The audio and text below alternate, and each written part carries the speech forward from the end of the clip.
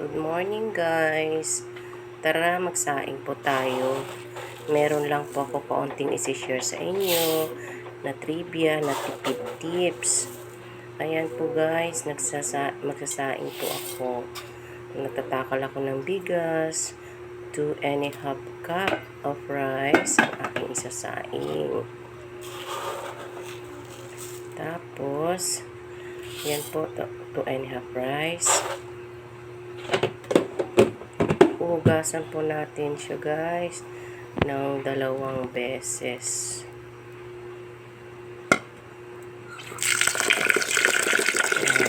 Hugasan po siya. Kailangan po guys malinis yung bigas ng ating isasaing, kaya hugasan po natin ng mabuti. Ayan, kailangan yung bigas ay medyo baga ipaiya pa niya. Hugasan na mabuti na pa yung bigas sa tubig. Yan, nakaisang hugas na ako.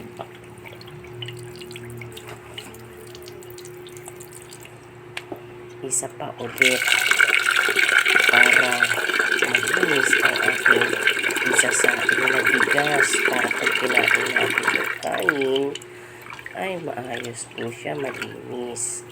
Nakakain natin yung kanin. Pero ang isi-share ko po sa inyo ay ang tipid tips na natutunan ko. Naku, ay dati rin pong napapanisan ng kanin. Ngayon, hindi na.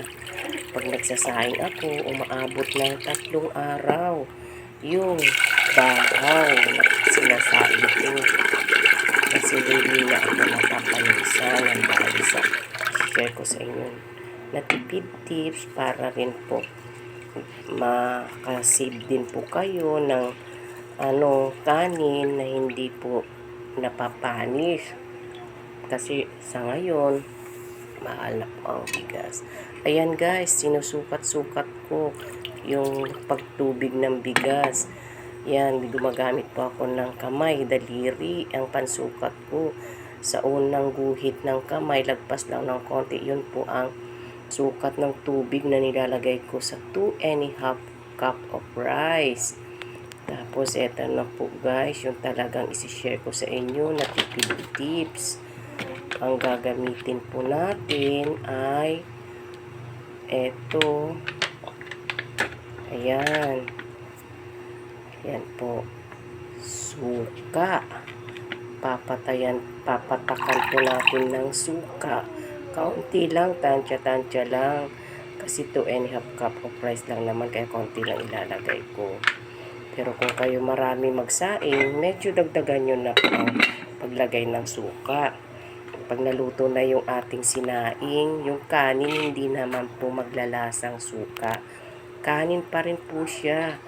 Kasi yung suka na nilagay natin ay na-absorb na siya ng kanin para prevent po, iwas panis. Yun po, ayan. Isasaing ko na siya sa kalan. Ayan po, oh. Tignan nyo guys, yung kanin, yung bigas na isasaing ko. Ayan, sisindahin ng kalan. Medium heat lang ang aking pag-apoy para hindi mabigla. Ayaw ko nang mabilisan. Gusto ko yung tama lang para maganda yung pagkaluto ng sinaing. Tapos, ganyan. Yan, luto na siya. Maganda yung pagkasaing ko, guys. Iniin ko po siya ng mabuti para masarap yung pagkaluto ng sinaing. Ganyan lang po ako magsaing, guys. Kaya, guys, gayahin nyo na po yung tipid tips ko. Suka, para makatipid po tayo. Bye-bye. God bless. Thank you for watching. Please subscribe. Angel's Vlog. Thank you. God bless.